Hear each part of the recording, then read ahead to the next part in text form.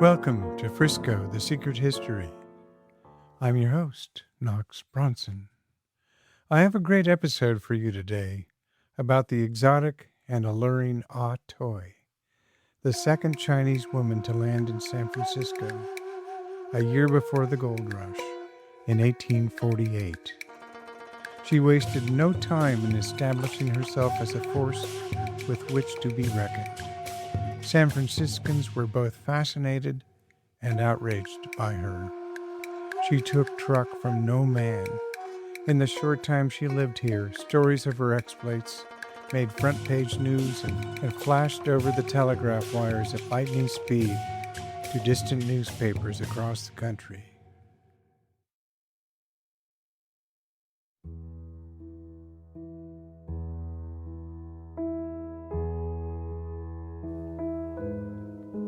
Before we get going, I want to say thank you to Walter Haas at Grafeo Coffee Roasters at 735 Columbus Avenue in San Francisco.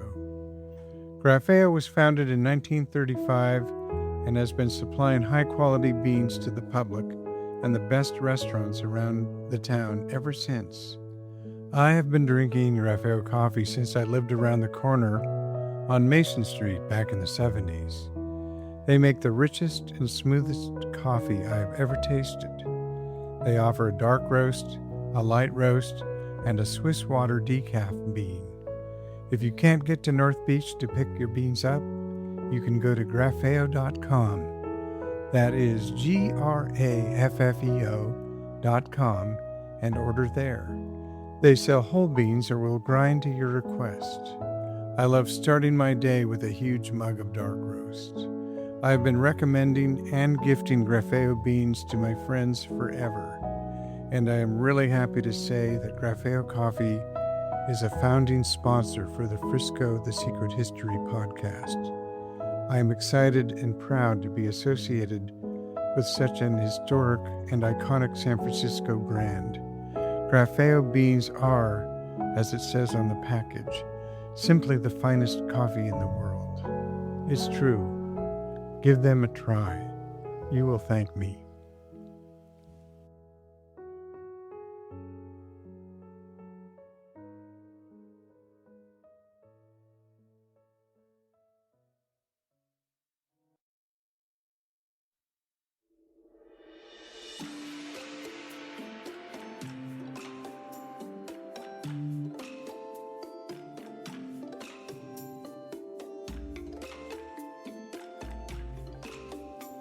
Ah Toy was furious, but she did not allow it to show. She stood before Judge George Baker in the Recorder's Court of San Francisco in 1849, explaining in pidgin English how she had been cheated repeatedly by men, customers, Johns, tricks, who had been cheating her by giving her brass filings instead of gold for her services, and today she sought justice. She was wearing an apricot satin jacket, willow green pantaloons, tabbies on her bound feet. Her radiant black hair was arranged in the traditional chignon, her pencil-thin black eyebrows contrasting exotically with her white, rice-powdered cheeks. Her English, while broken, was easily understood, at least before she became excited and spoke too quickly. The source of her fury was that not 20 feet from her, some of the men who had cheated her were sitting right there in the courtroom's public seating area. The courtroom loungers found her delectable and amusing. Judge Baker was curious. Why was it the miners ran from the Sacramento steamboat to her residence upon docking? Exactly what transpired there? Ah Toy's exact answer is not known. A newspaper reporter paraphrased it to read, "They came to gaze upon the countenance of the charming Ah Toy." The newspapers of the day would not print, The miners came to look at me naked through a peephole in the door of my shack. No matter what, the actual answer set the audience roaring. She charged 1 ounce of gold per customer and weighed the gold herself on her own scale. An ounce of gold was worth $16 in 1851, about $700 today. The judge asked for proof of her charges. She pointed out the men who slunked down in their seats while the rest of the courtroom laughed. The judge was disinclined to believe that such well-bred men would cheat Ah Toy. Ah Toy said that many prominent men had done so. She offered to show proof if the judge would allow her to run home. He declared a short recess. She reappeared shortly thereafter with a china basin full of brass filings as evidence, which she showed to the court. Although impressive, she could not prove that any of the men had been the ones to cheat her. Charges against them were dismissed. While Ah Toy was disappointed, she would still press on. There were reports she had been offended by the laughter in the courtroom and thus began wearing American-style clothes. Others claimed that she would no longer allow Caucasian men at her shanty, only Chinese. This too was untrue. Gossip, mostly false, would plague Ah Toy for the rest of her years in San Francisco. San Francisco of 1849 was one of the most chaotic places on earth. The engine of this chaos was gold fever at a global scale. The population of the city had jumped from 1,000 to 20,000 in 1 year, the vast majority of them men. Thousands more had passed through Frisco just to catch a steamboat inland to Sacramento, and then make their way into the foothills of the Sierra Madre where the gold lay. Anything a man could want was for sale in San Francisco. Ah Toy arrived in 1849 at the age of 20. There are questions surrounding her arrival, the main one being whether or not she had been married. One story has her husband dying on the sailing ship as they crossed the Pacific Ocean from China to California, whereupon she promptly took up with the captain, arriving in San Francisco as a wealthy woman. The other story is that she had never been married, as a witness testified in an 1851 court case. We will revisit that trial later. Either way, it seems that Ah Toy did shack up with the captain for at least part of the voyage.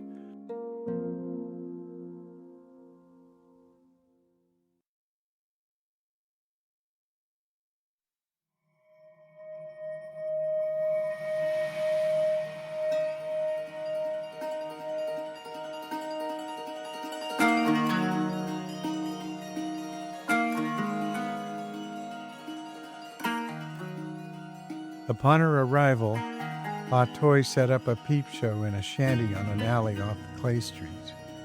Miners returning from the foothills on steamers loaded with gold ran to her shack just to take in her exotic nakedness. Sometimes there would be a block-long line to see her. Armed guards stood by, pistols unholstered, to maintain order. She converted the peep show into a brothel, called a boarding house in the polite language of the newspapers, on Clay Street, opposite the post office. By 1852, the papers were describing it as a spacious brick mansion, which in early San Francisco meant she had money and intended to keep it. Author Kurt Gentry wrote in his book, The Madams of San Francisco, myths grew up around many of San Francisco's madams.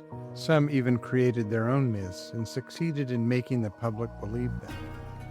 Ah Toy took a very old myth and made money from it. There is some question as to whether Ah Toy should be immortalized as San Francisco's first Chinese prostitute, which she was, or as one of the city's earliest entertainers, which she was too. In the years following her arrival, thousands of her native sisters plied their trade in the city by the Golden Gate. Autoi proved to be memorably atypical. The Chinese prostitutes were usually short. Autoi was tall. They were usually Bigfoot peasant women. Autoi had aristocratic, lily-bound feet. As for general appearances, Frenchman Albert Bernard noted in 1851, "The Chinese are usually ugly, the women as well as the men, but there are a few girls who are attractive, if not actually pretty. For example, the strangely alluring Ah Choi, with her slender body and laughing eyes." The average Chinese prostitute came to California as a slave and remained one for life. Ah Toi was always quite independent. Men controlled the management of nearly all the Chinese houses of prostitution. The older Chinese women in residence were usually paid servants, not madams.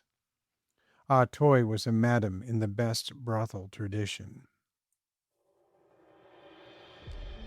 At the beginning of 1850, there were 789 Chinese men and 2 Chinese women in the city. Ah Toi was one of them. Later that year, 5 additional Chinese women arrived. 2 went to work for Ah Toi. She was now a madam and had moved to a larger house commensurate with her status. Her peep show and sex work had paid off handsomely. The house was off Clay Street in an alley known as Pike Street. For the next 70 years, the alley would serve as the location of some of the city's most luxurious early brothels, some of its raunchiest cribs, and some of Chinatown's bloodiest Tong warfare. Today, it is the colorful but quite respectable Waverly Place, a 2-block street between Washington and Sacramento. The Alta newspaper of May 22, 1850 reported, "Married in Sonoma on the 16th, Henry Conrad to the well-known China woman Ah Toi from Hong Kong." There is no further mention of him anywhere.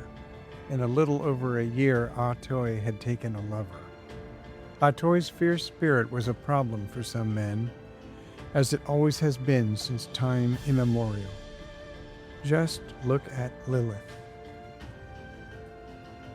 In Ah Toi's case, trouble first arrived in the form of her neighbors in the alley off Clay Street. The Alta newspaper reported in 1850 that there had been several nice shanties occupied by respectable men, the majority of whom were obliged to move away on account of the nuisance, but others filed complaints. Ah Toi appeared before Judge R.H. Waller, who dismissed the charges. The Chinese community did not welcome her. She operated outside their structures, took American clients exclusively. The Chinese did not enter her establishment and refused to submit to the authority of the men who ran the neighborhood.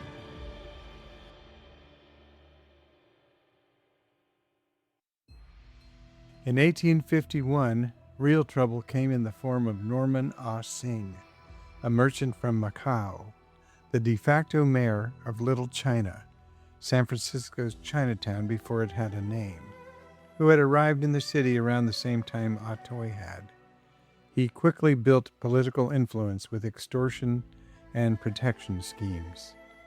He became a collector for the Triad Society. He demanded $10 per woman per quarter from Ah Toi, but she refused his extortionate attempt. Ah Toi's independence, her notoriety, her American clientele, her refusal to be cowed by the power structures emerging in the city, that is to say, her courage, were an affront and a threat to Norman Ah Sing's perception of himself, and a threat, therefore, to his authority. This would not stand. He concocted a scheme with some friends. The Alta newspaper reported on March 6, 1851, that Ah Toi had received a mysterious letter from China. It read, "Chinese difficulties. Sometime since a Chinese woman named Ah Toi, aged 24 years, left her husband Ah Chung, who who resides in Hong Kong and came to the Golden Land, where she has been living, it appears, in a free and easy lifestyle, greatly to the sorrow and reproach of our large, honest, and industrious class of Chinese citizens. A letter was received a short time since by Honorable Mr. Woodworth, Chinese Mandarin in California, from Chung, informing him that he had conferred with the church authorities in Hong Kong, who had sent an order for the return of Toi to her liege lord. The money is ready here in the hands of the Chinese citizens to pay her passage back to her native country, and they have addressed a representation to the citizens of San Francisco, setting forth the facts above stated and praying that they may be allowed to return Toi to her country and her duties as a wife. They have also applied to the authorities, requesting, in conformity with Chinese custom, that they should issue an order for her return. This the authorities, refused to do. And now all they ask is that there should be no interference on the part of the authorities in the matter.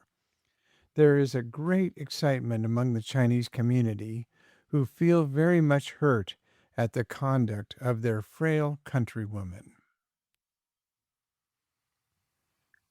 The purpose of this letter was to create outrage in the community. As we know, either Toi's husband had died in transit across the Pacific Ocean, or Toi had never been married. Toi took the matter to the recorder's court. There she was, once again, a lone Chinese woman in the white man's court, defying all convention, further infuriating Norman Singh. Toi put her friend Peng, whom she had known for 4 months at the time of the trial, on the stand. Here is the record of the testimony from the court. Peng, a Chinese from Canton, being duly sworn, says that he has known the above-named Toi in San Francisco for 4 months, and that he has ascertained from her that she was born in Canton, that she was never married, that she is 21 years of age, that her father is dead, and that her mother is now living in Canton. He has further ascertained that she immigrated to this country for the purposes of bettering her condition, and that she is anxious to make California her permanent home and not to return to China. And deponent further says that Norman Singh, Lithe, and Chidok, 3 Chinamen, have conspired together to abduct the above-named Toi against her will out of this country and carry her forcibly to China. And deponent further says that the above-named Lithe and Chidok have threatened to kill deponent and the above-named Toi if said Toi will not go to China. And deponent verily believes that both he and Toi are in great bodily danger, and that unless the above-named Norman Singh, Lithe, and Chidok are arrested and held to bail to keep the peace, serious crimes will be perpetrated and the public tranquility disturbed. Warrants were accordingly issued for the arrest of Messieurs Singh, Lithe, and Chidok, and they were examined before Judge Tilford yesterday morning. Peng testified that the defendants told Toi she must go to China, and if she did not go, they would kill her. Peng did not fear Norman Singh, but he was afraid that Lithe and Chidok would kill him all the time. Toi does not wish to go to China. Peng further testified that both Lithe and Chidok desire to marry Toi, but she will not marry them, and therefore they want to send her out of the country. Thoroughly defeated in court, Ching, Lithe, and Chidok were ordered to pay $2,000 each. Singh was not to be deterred. He must try another tack in ridding the city of the ever-consuming nuisance that was Toi. He had earlier petitioned the Vigilance Committee to extradite 2 men, Lo and Hon, and their property two prostitutes, for their evil influence on the Chinese community, and it had worked. You will remember the Vigilance Committee. They hanged Charles Cora and James P. Casey in my Bell Cora episode. They arrested two of the Sydney Ducks, Samuel Whitaker and Robert Mackenzie, for arson, robbery, and burglary, who were quickly tried, found guilty, and hanged. You can find that story in the very first episode of Frisco: The Secret History. Feist defined San Francisco's DNA at its inception.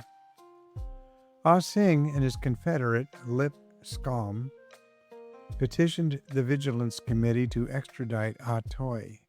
By this time, the committee had created a special patrol dedicated to policing the city's brothels, headed by John A. Clark. He met Ah Toy, was smitten, and they soon became lovers.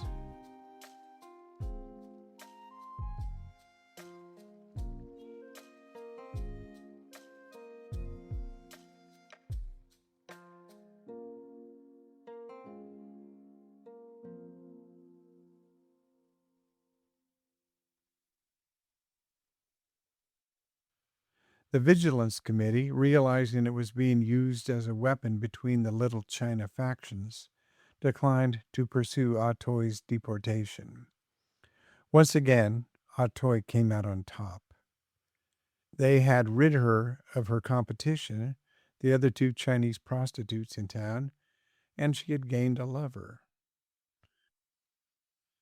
In the summer of 1851, the Alta reported, "Everybody has seen the charming Miss Ah Toy, who each day parades our streets dressed in the most flashing European or American style, having discarded the national dress of her country.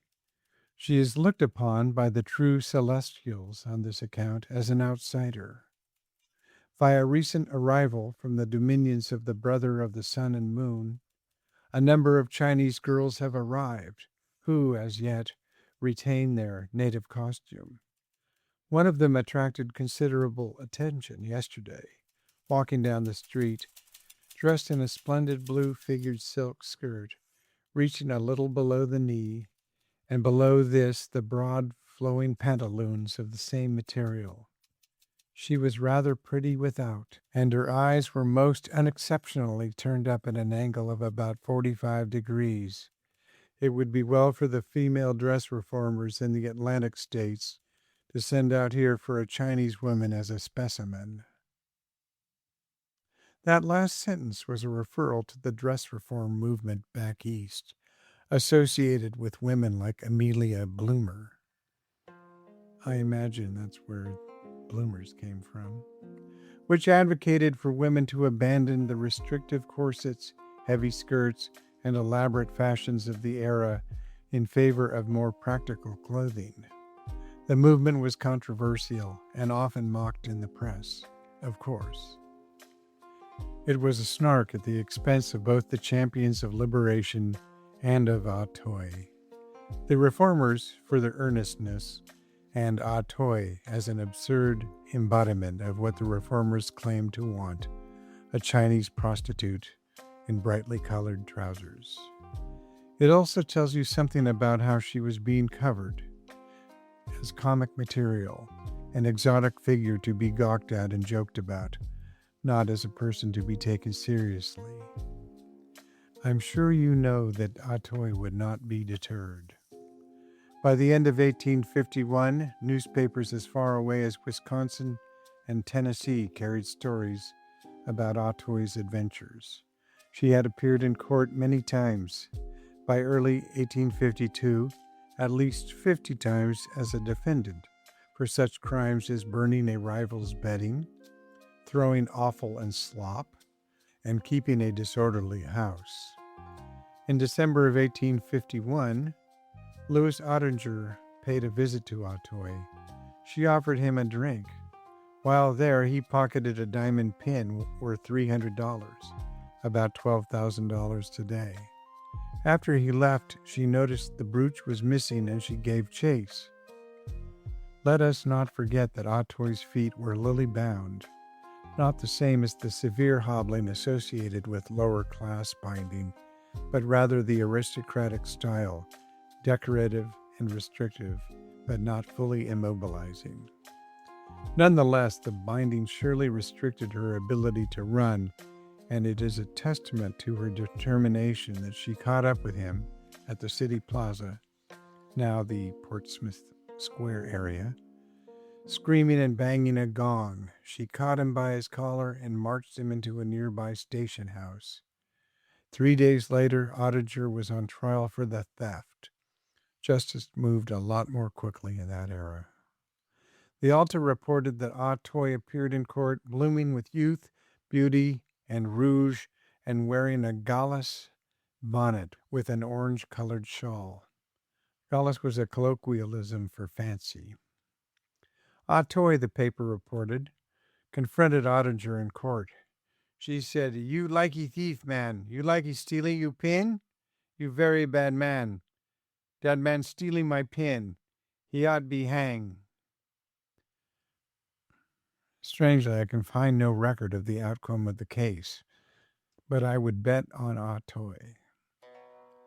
In 1852, they came after Auteuil again, except this time it was Yi Tai, a wealthy merchant, whom the Alta mockingly described as a self-styled dictator. Yi Tai sent agents to summon the women under Auteuil's guardianship at her DuPont Street house to appear before him and explain why they should not pay a tax. Auteuil refused to cooperate. A gleeful Alta reporter wrote, "Miss Auteuil knows a thing or two, having lived under the folds of the Star-Spangled Banner for 3 years and breathed the air of republicanism, and she cannot be easily humbugged into any such measures.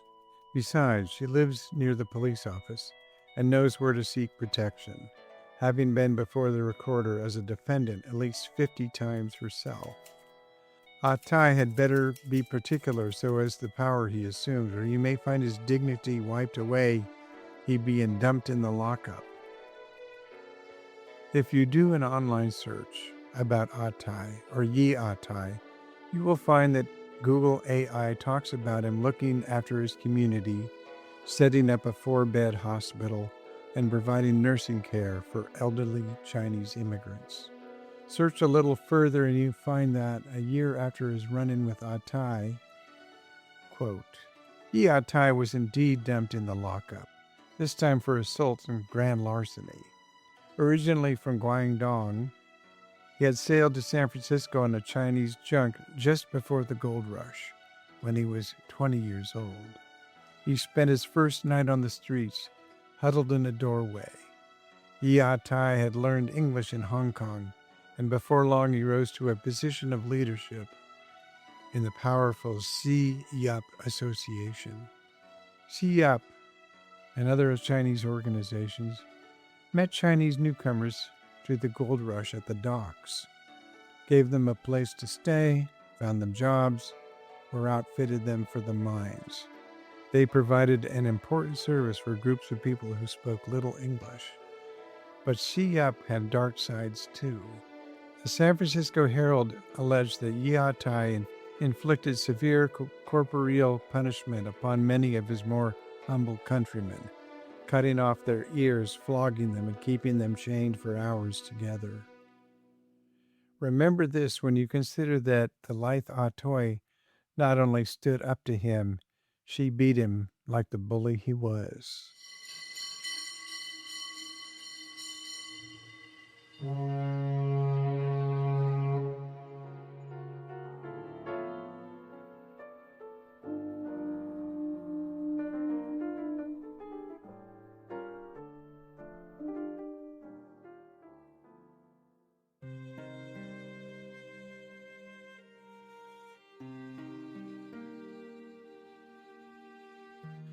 Auteuil was not Cinderella.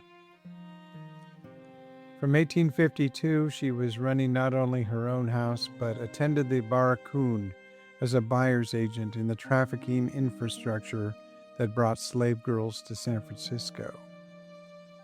A painting once owned, as of 1966, by San Francisco Deputy Coroner James Leonard in his remarkable San Franciscana collection from 1852 depicted young girls newly arrived in the city from off a China clipper, clustered together in a horse cart on the wharf, with a Portuguese duenna hired to protect and keep them under surveillance during the voyage. Around the cart is a crowd of excited Chinese men, 2 policemen beating back those attempting to manhandle the merchandise, and a Yankee ship captain standing with a self-satisfied smirk in the background. The destination of the cart was the Barracoon, a basement room under a joss house in St. Louis Alley. The joss houses of Chinatown served a number of functions. Publicly, they were spiritual sanctuaries, community gathering places, and benevolent associations. We can add slave trade auction blocks to the list. Here the girls were stripped and examined by prospective buyers, brothel owners like Autoy, and agents for wealthy Chinese who desired mistresses. In China, the girls were often sold for $30 to $90. In California, they brought for $300 to $3,000, depending on their age and beauty. That would be about $12,000 to $120,000 today. In 1854, things changed dramatically for the worse for Autoy. The state of California stripped Chinese people of the right to testify in court. The courts, which she had once used to fight deportation, to prosecute thieves, to defeat extortionists, were now closed to her.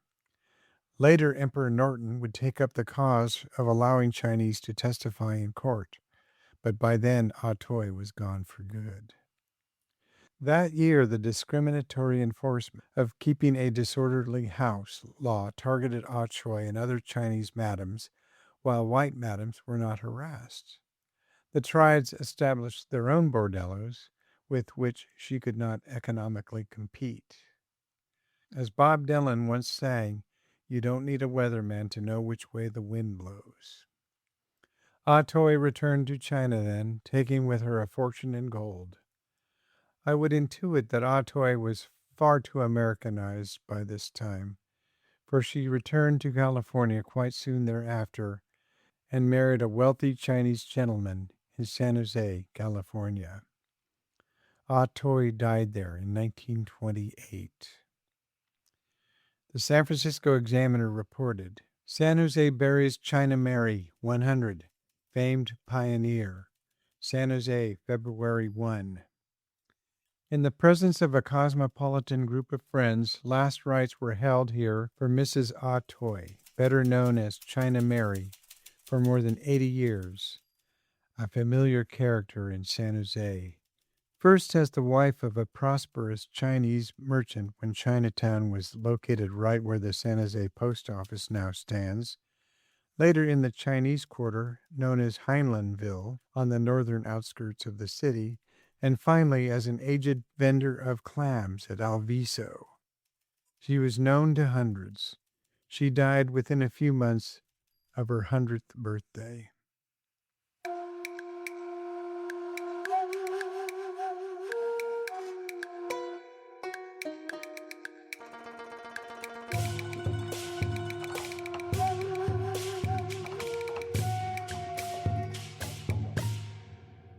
So ends the story of the enchanting and sometimes incorrigible Autoy, a survivor who fought all comers and conquered an inhospitable Frisco until they rigged the game. So described by French traveler Albert Bernard in 1851 as the strangely alluring Autoy, with her slender body and laughing eyes.